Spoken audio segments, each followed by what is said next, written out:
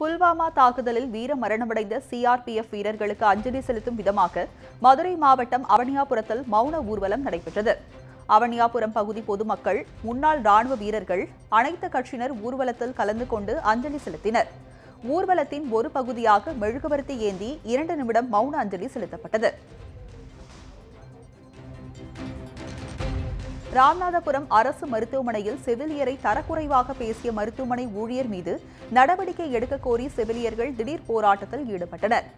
ராமநாதபுரம் அரசு தலைமை மருத்துவமனையில் இரவு பணியில் இருந்த தலைமை செவிலியரை உதவியாளர் செல்வராஜ் என்பவர் மது போதையில் தரக்குறைவாக பேசியதாக குற்றம் சாட்டப்பட்டுள்ளது. அவர் மீது துறை ரீதியான நடவடிக்கை எடுக்க வலியுறுத்தி செவிலியர்கள் திடீரென பணிகளை புறக்கணித்து போராட்டத்தில் ஈடுபட்டனர். மருத்துவமனை கண்காணிப்பாளர் ஜவஹர்லால் சமாதான பேச்சுவார்த்தையில் ஈடுபட்டதை அடுத்து போராட்டம் கைவிடப்பட்டது.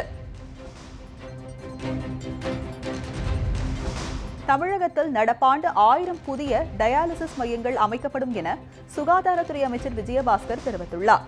சேலம் மாவட்டம் ஆத்தூர் அரசு தலைமை மருத்துவமனையில் 40 லட்சம் ரூபாய் செலவில் அமைக்கப்பட்டுள்ள டயாலிசிஸ் பிரிவை அமைச்சர் விஜயபாஸ்கர் தொடங்கி வைத்தார். பின்னர் செய்தியாளர்களுக்கு பேட்டியளித்த அவர், தமிழகத்தில் உள்ள பேரூராட்சி பகுதிகளில் செயல்படும் ஆரம்ப சுகாதார மருத்துவமனைகளில் 1000 டயாலிசிஸ் பிரிவு இந்த ஆண்டு தொடங்கப்படும் என தெரிவித்தார். மேலும் புற்றுநோயை கண்டுபிடித்து சிகிச்சை அளிக்கும் கருவி சேலம் அரசு மருத்துவமனையில் 18 கோடி ரூபாய் செலவில் விரைவில் அமைக்கப்படும் எனவும் அவர் கூறினார்.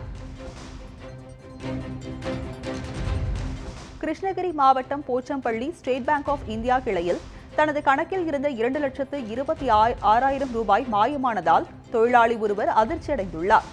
குள்ளனூர் கிராமத்தை சேர்ந்த கூலி தொழிலாளி சீனிவாசன் என்பவரது இளைய மகன் சோமசுந்தரம் உடல்நலக் குறைவால் கடந்த ஆண்டு உயிரிழந்தார்.